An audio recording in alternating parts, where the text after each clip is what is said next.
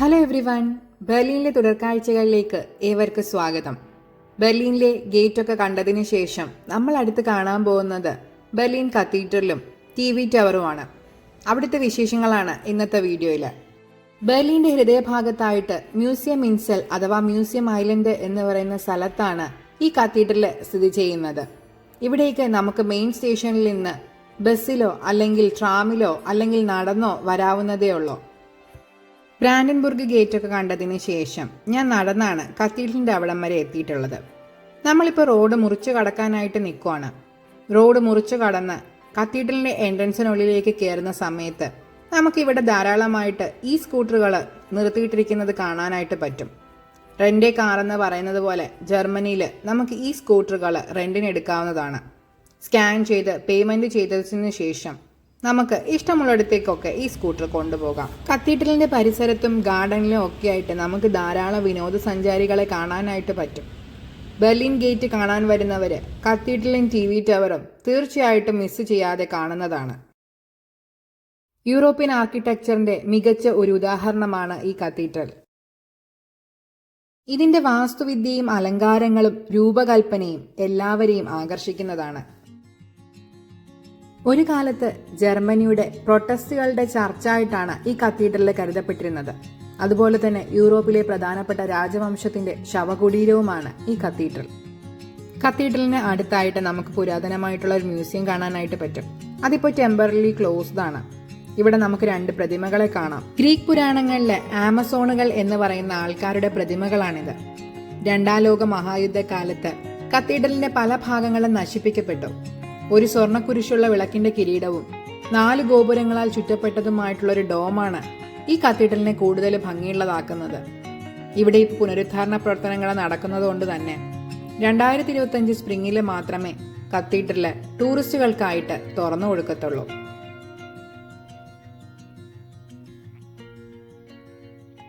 കത്തീഡ്രലിലെ കാഴ്ചകളൊക്കെ കണ്ടതിന് ശേഷം നമ്മളിപ്പോൾ നിൽക്കുന്നത് കത്തീഡ്രലിന് ചുറ്റും കാണപ്പെടുന്ന ഒരു ബ്രിഡ്ജിലാണ്. സ്പ്രീ നദിക്ക് കുറുകെയായിട്ടാണ് ഈ ബ്രിഡ്ജ് ഉള്ളത്. ഇവിടെ നമുക്ക് ധാരാളം സൈക്കിൾ സവാരിക്കാരെ കാണാനായിട്ട് പറ്റും. ബെർലിൻ ഓൺ ബൈക്ക് എന്ന ബോർഡൊക്കെ എഴുതി വെച്ച് ധാരാളമായിട്ട് സൈക്കിൾ സഞ്ചാരികൾ ഈ ബ്രിഡ്ജിങ്ങനെ ക്രോസ് ചെയ്തു പോകുന്ന കാഴ്ചയാണ് നിങ്ങളിപ്പോൾ കണ്ടുകൊണ്ടിരിക്കുന്നത്. ഇവിടെ എപ്പോഴും ഷൂട്ടിങ്ങും മറ്റും നടക്കുന്ന സ്പോട്ടാണ്. ഞാനിങ്ങനെ നടന്നു പോയിക്കൊണ്ടിരിക്കുന്ന സമയത്ത് തന്നെ റോഡിൻ്റെ മറുവശത്തായിട്ട് ഒരു ടീം ഷൂട്ട് നടത്തിക്കൊണ്ടിരിക്കുകയാണ്. ആക്ടേഴ്സിനെയും മറ്റും നമുക്കിവിടെ കാണാനായിട്ട് പറ്റി. ഡയറക്ടേഴ്സിനും മറ്റു ക്രൂ മെമ്പേഴ്സിനും ഒക്കെ ഇരിക്കുന്നതിന് വേണ്ടിയിട്ടുള്ള സൗകര്യങ്ങൾ റോഡിൻ്റെ മറു സൈഡിൽ ഇങ്ങനെ ചെയ്തിട്ടുണ്ട്.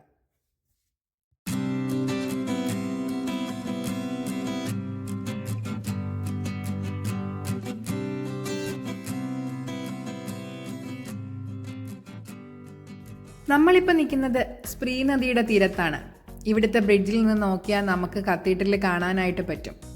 ഇവിടെ സവാരിക്ക് തയ്യാറായി നിൽക്കുന്ന ധാരാളം ബോട്ടുകളെ നമുക്ക് കാണാം. എപ്പോഴാണ് ബോട്ട് എടുക്കുന്നത് എന്നുള്ള സമയമൊക്കെ ഇവിടെ രേഖപ്പെടുത്തിയിട്ടുണ്ട്. ആവശ്യക്കാർക്ക് ടിക്കറ്റൊക്കെ എടുത്ത് കത്തീഡ്രലിന് ചുറ്റും ഈ സ്പ്രീ നദിയിലൂടെ ഒരു സവാരി നടത്താവുന്നതാണ്.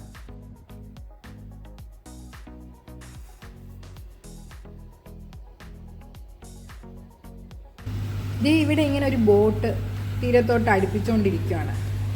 ഇതിപ്പോൾ ഒരു സവാരി കഴിഞ്ഞ് വന്നൊരു ബോട്ടാണ്. ഇതിൽ നിറയെ ആൾക്കാരുണ്ട്. അടുത്ത സവാരിയുടെ സമയം 11:30 അതിന് വേണ്ടിയിട്ട് ബോട്ട് ഇങ്ങനെ തീരത്തോട്ട് അടുപ്പിച്ചുകൊണ്ടിരിക്കുകയാണ്. ഇവിടെ നമുക്ക് ഇഷ്ടം പോലെ ബോട്ടുകൾ കാണാനായിട്ട് പറ്റും. എല്ലാത്തിലും യാത്രക്കാരുണ്ട്. ഇതിങ്ങനെ കത്തീഡ്രലിന് ചുറ്റി ഇങ്ങനെ പോകുന്നത് കാണാൻ നല്ല ഭംഗിയാണ്. വലുതും ചെറുതുമായിട്ടുള്ള ധാരാളം ബോട്ടുകളാണ് ഈ സ്പ്രീ നദിയിൽ കൂടി അങ്ങോട്ടും ഇങ്ങോട്ടും ഓടിക്കൊണ്ടിരിക്കുന്നത്.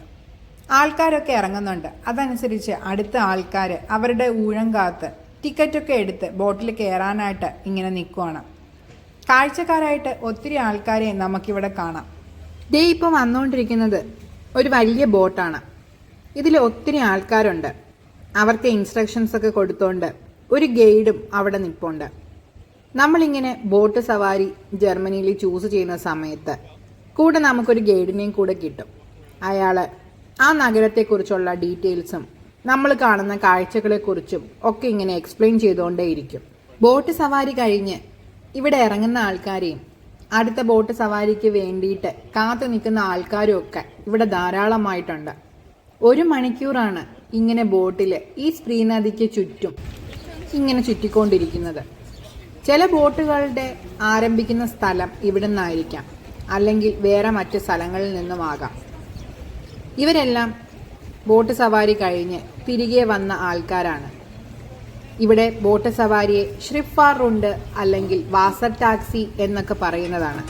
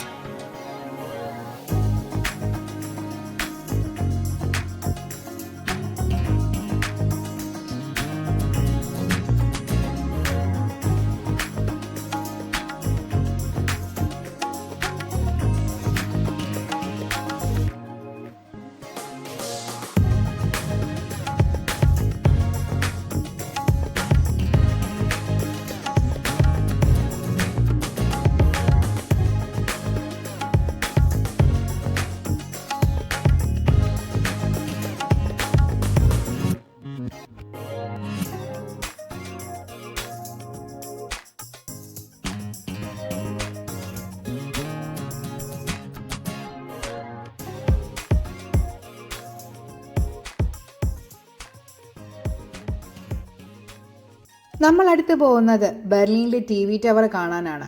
ഇത് സ്ഥിതി ചെയ്യുന്നത് പനോരമ സ്ട്രീറ്റിലാണ്. കത്തീഡ്രലിൽ നിന്ന് ഒരു 2-3 മിനിറ്റ് നടക്കേണ്ടതായിട്ടുണ്ട്.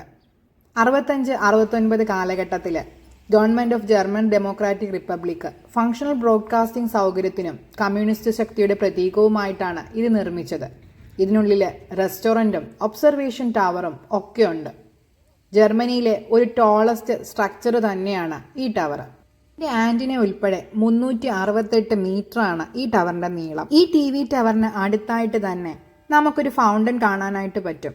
ബെർലിനിലെ വളരെ ഫേമസ് ആയിട്ടുള്ള നെപ്റ്റ്യൂൺ ഫൗണ്ടനാണിത്. ഇതിന്റെ സെൻട്രലായിട്ട് കാണപ്പെടുന്നത് റോമൻ ഗോഡസ് ആയിട്ടുള്ള നെപ്റ്റ്യൂൺ ആണ്. അതിന് ചുറ്റുമായിട്ട് നമുക്ക് 4 സ്ത്രീകളെ കാണാനായിട്ട് പറ്റും. പണ്ടുകാലത്ത് ജർമ്മനിയിലെ പ്രൂസേൻ എന്ന് പറയുന്ന സ്റ്റേറ്റിലെ 4 പ്രധാനപ്പെട്ട നദികളെയാണ് ഈ 4 സ്ത്രീകളും പ്രതിനിധീകരിക്കുന്നത്. ഈ ഫൗണ്ടന് ചുറ്റും നിന്ന് ഫോട്ടോ എടുക്കാനൊക്കെ ആയിട്ട് ആൾക്കാരുടെ തിരക്കാണ് എപ്പോഴും.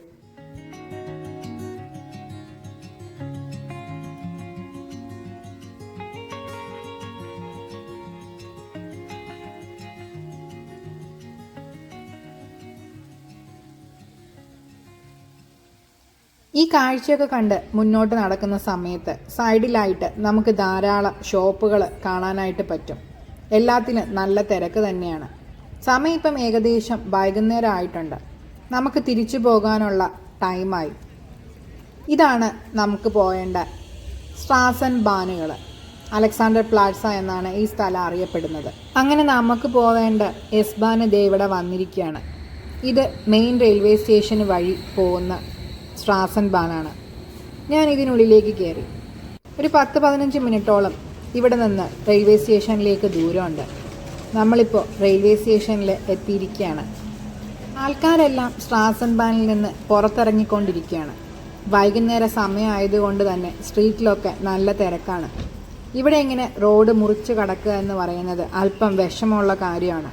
റോഡിൻ്റെ രണ്ട് സൈഡിലും സ്ട്രാസൻബാനുകൾ കടന്നു പോകുന്ന ട്രാക്കുകൾ നമുക്ക് കാണാനായിട്ട് പറ്റും. ഇതാണ് ബെർലിൻ്റെ മെയിൻ റെയിൽവേ സ്റ്റേഷൻ. ഞാനിങ്ങനെ സ്ട്രാസൻബാനുകൾ പോകുന്നതിന് വേണ്ടിയിട്ട് വെയിറ്റ് ചെയ്ത് നിൽക്കുകയാണ്. ഇതിങ്ങനെ പോയി കഴിഞ്ഞാൽ മാത്രമേ എനിക്ക് റോഡ് ക്രോസ് ചെയ്യാനായിട്ട് പറ്റത്തുള്ളൂ. അങ്ങനെ നമ്മൾ റെയിൽവേ സ്റ്റേഷന് ഉള്ളിലേക്ക് കയറി. റെവേ എന്ന് പറയുന്നത് ഇതിനുള്ളിലുള്ളൊരു സൂപ്പർ മാർക്കറ്റാണ്. അതിനുള്ളിൽ ഞാൻ കഴിക്കുന്നതിന് വേണ്ടിയിട്ടുള്ള സാധനം വാങ്ങിക്കാനായിട്ട് കയറിയതാണ്. ഞാനൊരു കോളയൊക്കെ മേടിച്ച് ഇങ്ങനെ ക്യൂവിൽ നിൽക്കുവാണ്. ഇവിടെ ഇഷ്ടംപോലെ ആൾക്കാർ ക്യൂവിൽ നിൽപ്പുണ്ട്. അങ്ങനെ ബില്ലൊക്കെ പേ ചെയ്തതിന് ശേഷം ഞാൻ എൻ്റെ പ്ലാറ്റ്ഫോം തപ്പി വന്നിരിക്കുകയാണ്. ഏറ്റവും താഴത്തെ ഫ്ലോറിലാണ് നമ്മുടെ പ്ലാറ്റ്ഫോം. നമ്മുടെ ട്രെയിന് വരാനായിട്ട് ഇനിയും 1 മണിക്കൂർ സമയമുണ്ട്. മറ്റ് സ്ഥലങ്ങളിലേക്കൊക്കെ പോകുന്ന ട്രെയിനുകൾ ഇതേ ഇങ്ങനെ ഓരോ പ്ലാറ്റ്ഫോമിലായിട്ട് നിർത്തിയിട്ടിരിക്കുകയാണ്. ആൾക്കാരൊക്കെ അവരവരുടെ ട്രെയിനിൽ കയറിക്കൊണ്ടിരിക്കുകയാണ്. ഈ റെയിൽവേ സ്റ്റേഷനുള്ളിലെ കാഴ്ചകൾ കണ്ടു തീർക്കാൻ തന്നെ ഒരു ദിവസം വേണം. അങ്ങനെ ഞാൻ ഈ റെയിൽവേ സ്റ്റേഷനൊക്കെ ചുറ്റി നടന്ന് കണ്ടുകൊണ്ടിരിക്കുകയാണ്. അപ്പുറത്തെ പ്ലാറ്റ്ഫോമിലായിട്ട് ഒരു ICE, അതായത് ഇൻ്റർസിറ്റി എക്സ്പ്രസ് നിർത്തിയിട്ടുണ്ട്. മറ്റൊരു സ്റ്റേറ്റുമായിട്ട് കണക്ട് ചെയ്യുന്ന എക്സ്പ്രസ് ട്രെയിനുകളാണ് ഇവ. ഇവിടെ റെയിൽവേ സ്റ്റേഷനുകളിൽ നമുക്ക് ഇത്തരത്തിലുള്ള ഫുഡ് സ്റ്റോർ ചെയ്ത് വെച്ചിരിക്കുന്ന ബോക്സുകൾ പോലെ കാണാനായിട്ട് പറ്റും. ഇവിടെ നമുക്ക് ഡ്രിങ്ക്സുകളും ചെറിയ ബിസ്ക്കറ്റ് ഐറ്റംസൊക്കെ ക്യാഷോ അല്ലെങ്കിൽ കോയിനോ ഒക്കെ പേ ചെയ്ത് വാങ്ങിക്കാവുന്നതാണ്. ഇവിടെയാണ് നമ്മൾ കോയിൻ ഇടേണ്ടത്.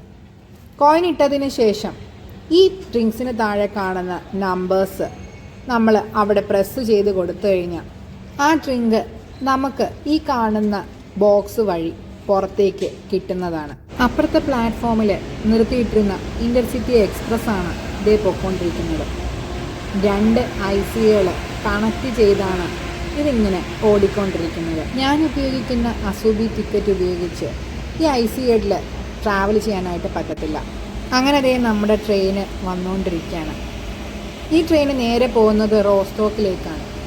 നമ്മൾ രാവിലെ വന്നതുപോലെ റോസ്റ്റോക്കിലേക്ക് പോയതിന് ശേഷം അവിടെ നിന്ന് ഗ്രാൽമിറിറ്റ്സിലേക്ക് മറ്റൊരു ട്രെയിന് കയറേണ്ടതായിട്ടുണ്ട്. അതായത് 2 ട്രാൻസ്ഫറാണ്.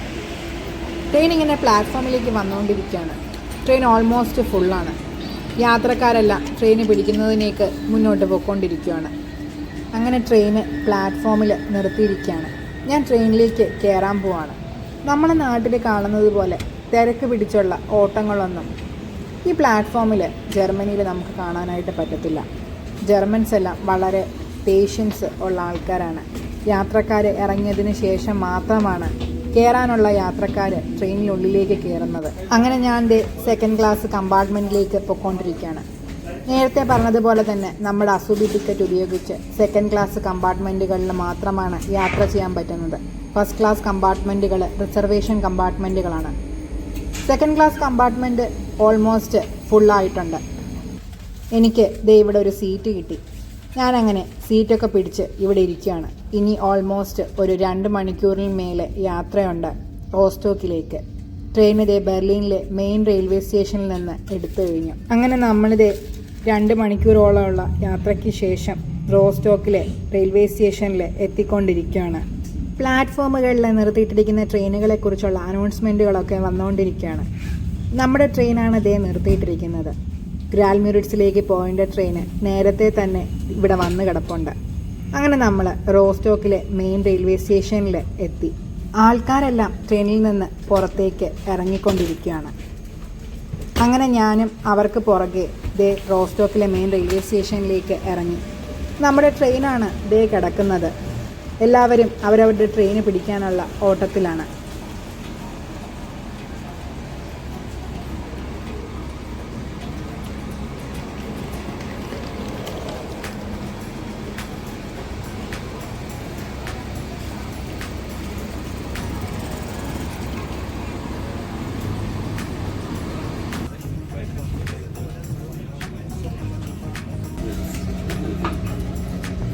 നമ്മളിത് ഗ്രാൽമിറിറ്റ്സിൽ എത്തിയിരിക്കുകയാണ്. ഇന്നത്തെ വീഡിയോ ഇഷ്ടപ്പെട്ടെങ്കിൽ തീർച്ചയായിട്ടും ലൈക്കും സബ്സ്ക്രൈബും ചെയ്യുക. മറ്റൊരു വീഡിയോയിൽ വീണ്ടും കാണുന്നത് വരെ എല്ലാവർക്കും ബൈ.